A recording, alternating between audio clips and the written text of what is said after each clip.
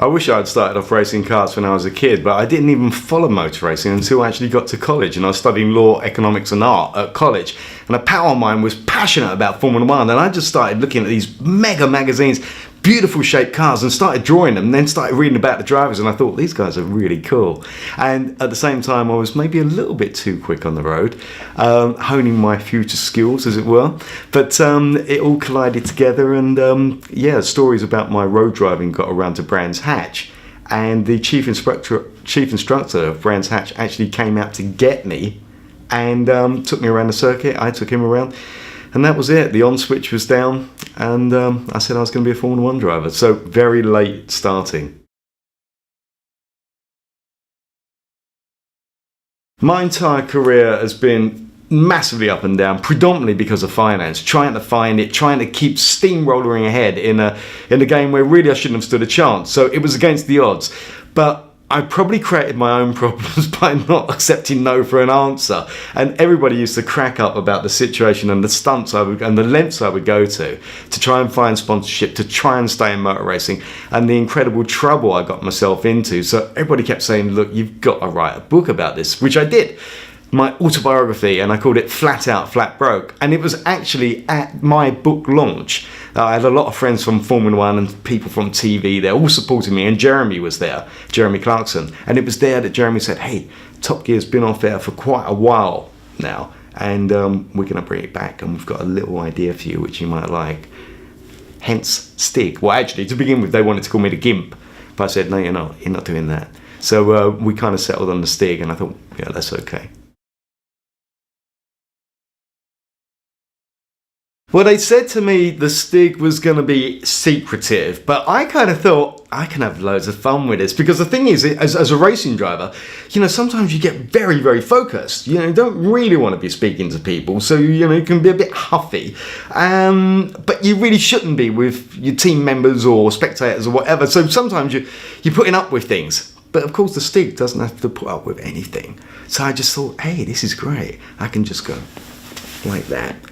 Black visor, can't see me, can't see my mood, and if anybody just keeps talking, the Stig just goes. The Stig only understands driving. He only understands cars. People, life, events, stories, feelings, personalities, nothing. He understands nothing. The Stig is focused on driving. So yeah, I brought in the kind of like focused, dismissive, and nothing's good enough, I only understand driving. So I did have some fun with that. One of the big things about the Stig was to try and keep it secret. So, rumours abounded, and word would have spread like wildfire if I'd start letting on.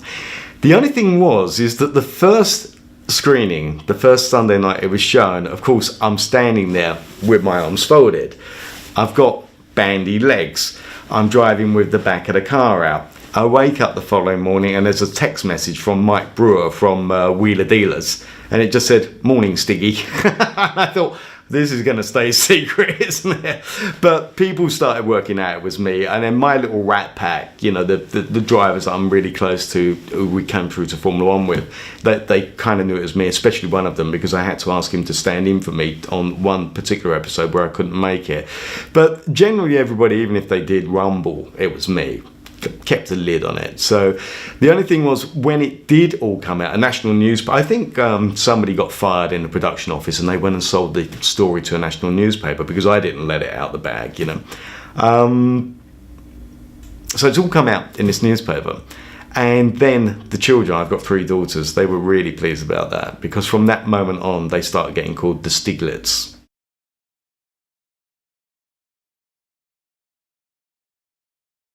When I set my sights on becoming a racing driver, it wasn't about being a racing driver, it was about being a Formula One racing driver. That's what I'd seen on TV, that's what I wanted to be.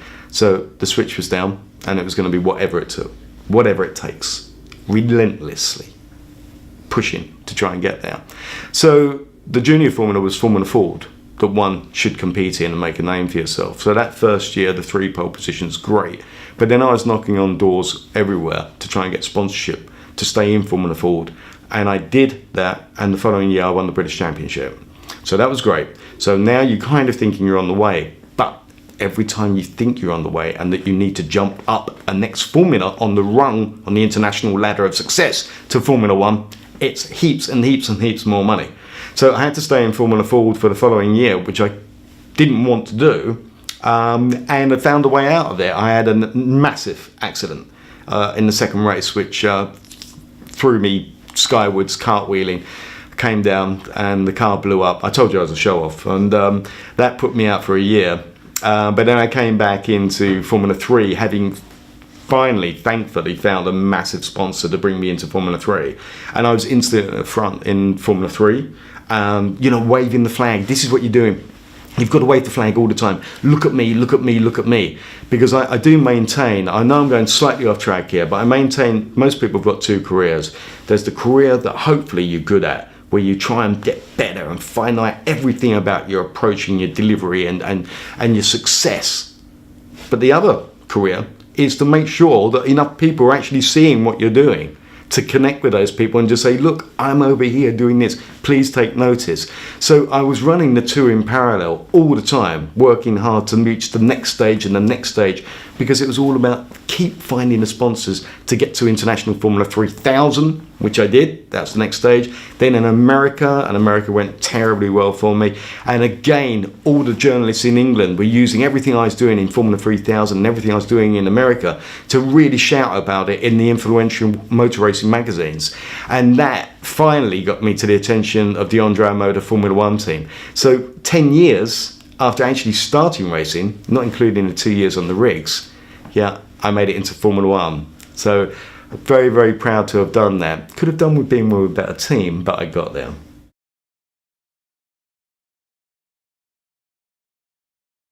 It was reputation, really. Getting there was, it was a really small and a really bad team.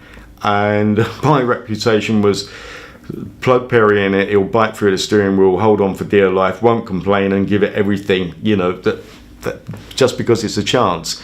And it was really about recognizing, as my entire career had been, about recognizing any sniff of an opportunity and trying to desperately prize that open into being something that's meaningful. And that's really how I approached the Formula One thing, because there would be a lot of people who would never have taken that drive, because even though we were slow, we were actually dangerous as well. I like to package this up.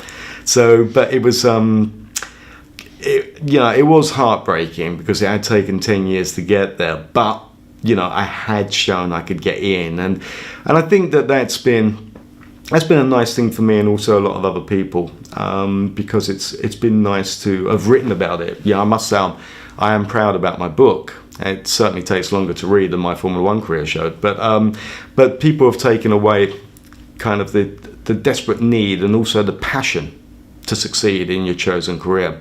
And I think that I got so much from motor racing because I entered into something that was always going to challenge me on every single level at all times. And that was a gift in itself, because it meant I stayed out of trouble.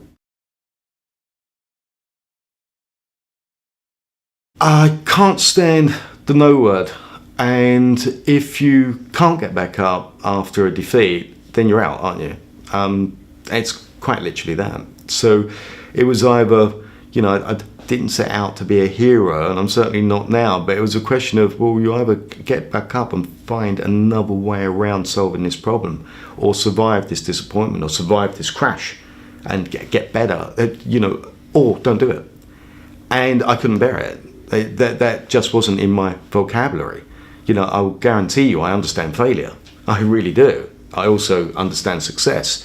What I do not understand is mediocrity. And I'll guarantee that none of my friends or anybody in my life are mediocre. Many of them have failed, including me, and we all understand success. But it was that opportunity to just shoot for the stars, and just knowing, hey, the easiest thing in the world is to give up. The easiest thing in the world is to stand at a bar and say, yeah, I could have been a racing driver, but it took money. The easiest thing in the world is to be 7th on the grid and not turn around and get back into the car and say, no, I'm going even over the edge to try and find pole position. So I don't know where it comes from. maybe it's a sign of madness.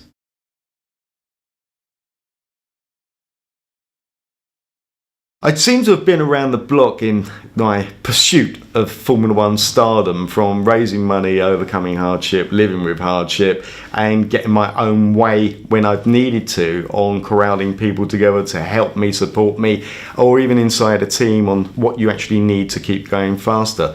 So it would appear to me that there are so many things in the marketplace, so many things that companies are doing, which are synonymous with what we're trying to achieve as individuals in motor racing or as racing teams.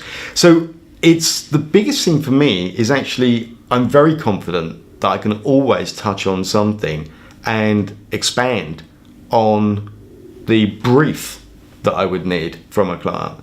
Because what I really want to understand, and I've gone to great lengths sometimes in questioning the clients on a brief, which may have surprised them, because they've got this kind of, we want this kind of teamwork thing. And I go, okay, but who's going to be there?